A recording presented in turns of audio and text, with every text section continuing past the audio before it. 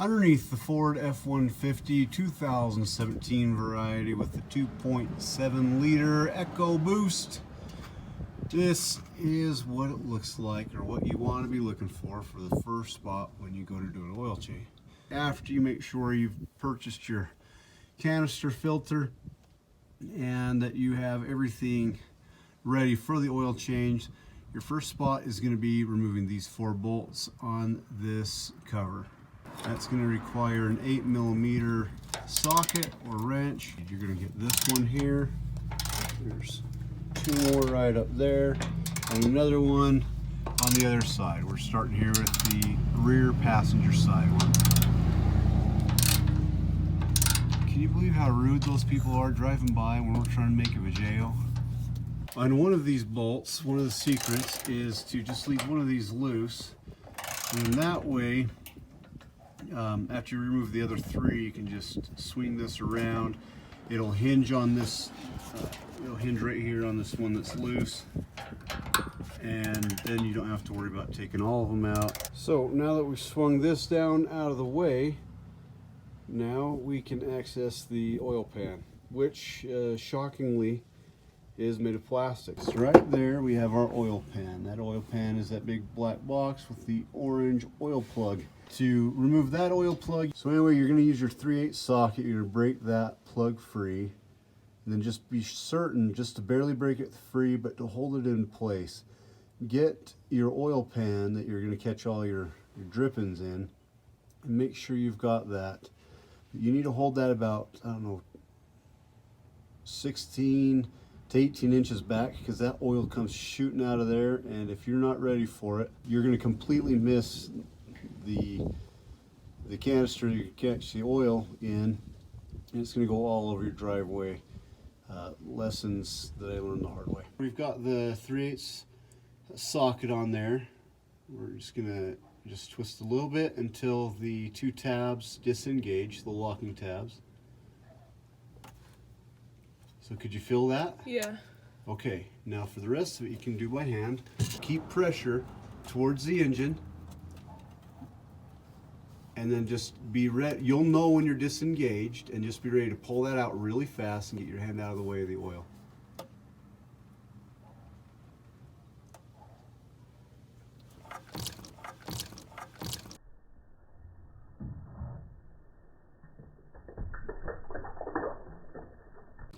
Ew. And we've got the oil coming out of the oil pan right up there. The wind's blowing, making a nice little mess of everything. We're going to let that go. We're going to now move into the engine compartment and get the filter off. Now this filter is canister filter, and its cover is at the top of the engine. Oh, thing of beauty right there, eh? Now to find the oil filter, you got to look right at the front of the engine. Right there we have that plastic housing where the canister filter sits inside. It's got a hex end on it that fits a 27mm whatever, okay? Now if you don't have that, it is possible to use a crescent wrench on that, but it's a pain in the butt. So what I would suggest is that you go pick yourself up some cheap larger sockets like such. It's going to be 27mm. So you just take that 27mm socket, put that on there, and then proceed to remove that. It should not be difficult to do. Pull off that cap, that cover.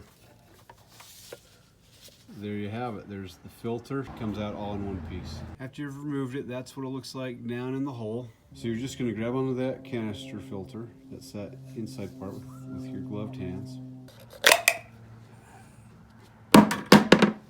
All right, now on this, you've got to change a rubber O-ring here and a rubber O-ring there. The nice part about this is that comes with your filter.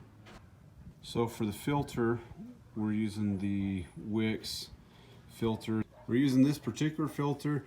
I don't know if these are good or bad, but this happened to be the only one available at the auto parts store today.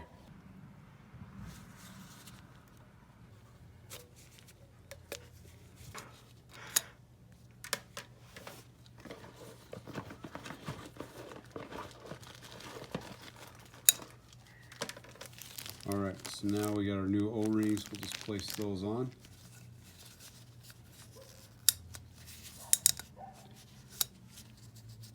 These two rubber O-rings are the easiest portion of this.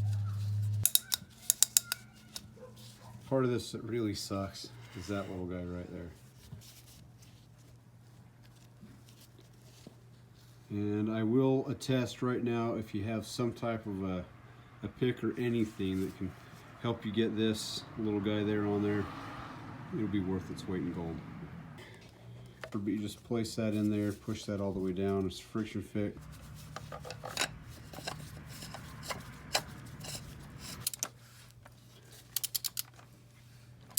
On the top of the engine, you'll see this oil fill cap.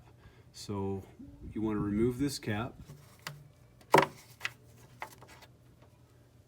You got this stupid little lip right here that catches a bunch of oil. Make sure you wipe that off after you put the plug in, and wipe off any oil that might have got anywhere splashed.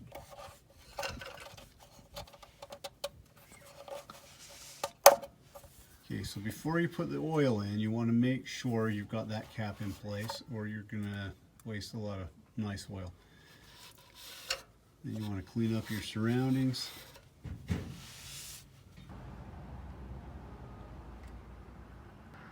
Right, we just add the oil in there.